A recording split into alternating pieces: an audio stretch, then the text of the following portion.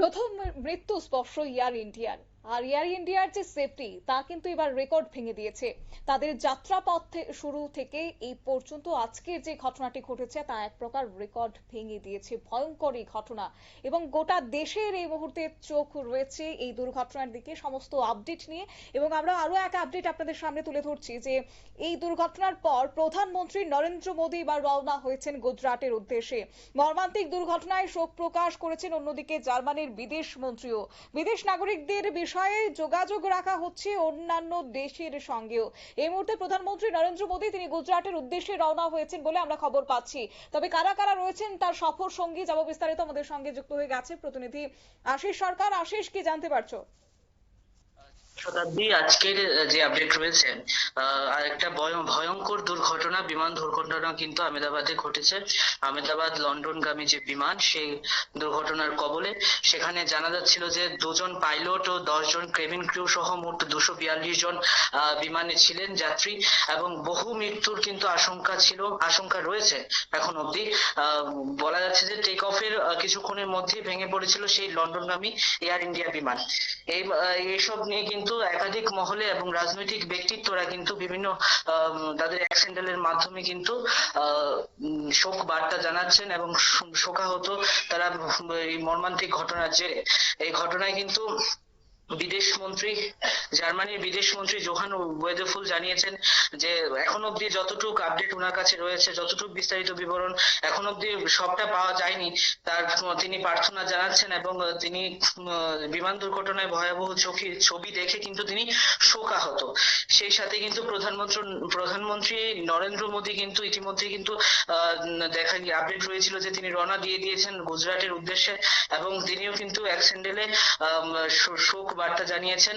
এবং সাংবাদিকের মুখোমুখি কিন্তু বিদেশ মন্ত্রকের মুখপাত্র রণধীর জাসওয়ালও হয়েছেন এবং তিনি জানালেন যে দুর্ঘটনার ক্ষয়ক্ষতি বুঝতে আরো কিছুটা সময় লাগতে পারে।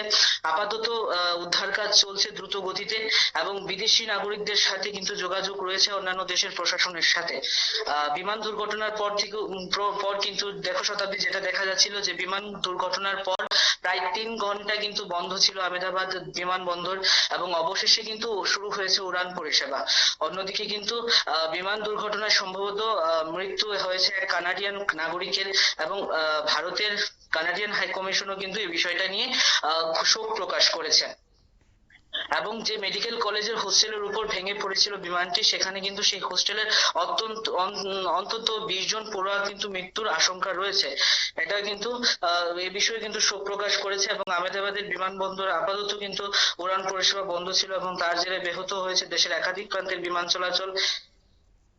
দেখো, আহমেদাবাদে দুর্ঘটনার কবলে পড়া যে বিমান ছিল সেখানে কিন্তু 53 জন নাগরিক ছিল ব্রিটেনের নাগরিক। এই বিষয়ে কিন্তু মর্মান্তিক যে বিষয়টা, যে ঘটনাটা, সেখানে কিন্তু শোক প্রকাশ করেছেন ব্রিটেনের প্রধানমন্ত্রী কিয়ার স্টারমার, এবং উপরাষ্ট্রপতি জগদীপ ধনকরও কিন্তু শোক প্রকাশ করেছেন তার এক স্যান্ডেলের মাধ্যমে। এই বিষয়টা নিয়ে রাজনৈতিক মহলের ব্যক্তিত্বরা কিন্তু একে একে শোক প্রকাশ করছে। শতাব্দী, একেবারে ধন্যবাদ। আপনারা শুনলেন, অর্থাৎ এই যে এয়ার ইন্ডিয়া ভয়ঙ্কর বিমান দুর্ঘটনা ঘটেছে আহমেদাবাদে, বহু মৃত্যুর আশঙ্কা এই মুহূর্তে গোটা দেশ এই মুহূর্তে চোখ রেখেছে এই দুর্ঘটনার দিকে। আলোচনায় উঠে আসছে যে air India Boeing 787-8 dream liner যে বিমানটি, সেটি দুর্ঘটনার কবলে পড়েছে। অবশ্য হ্যাঁ, একটি কথা না বললেই নয় যে 2011 সাল থেকে আকাশে উঠছে এই মডেলটি, কিন্তু এ যাবৎকালে একটিও এমন দুর্ঘটনার কবলে পড়তে হয়নি এয়ার ইন্ডিয়াকে। জ্বালানির দক্ষতা থেকে শুরু করে উন্নত উপাদান প্রস্তুত সেখানে এই মডেলটি। তবে এই অভাবনীয় কবলে পড়েছে রীতিমতো একটা গোটা দেশ জুড়ে একটা চাঞ্চল্য, আতঙ্ক। ইতিমধ্যেই গোটা পরিস্থিতির দিকে নজর রাখতে ছুটে গেছেন দেশের প্রধানমন্ত্রী নরেন্দ্র মোদী। তিনি গুজরাটের উদ্দেশ্যে রওনা হয়েছেন বলেও কিন্তু সূত্র মারফত খবর। নিয়ে নিচ্ছি ছোট্ট একটি বিজ্ঞাপন বিরতির, সঙ্গে থাকুন।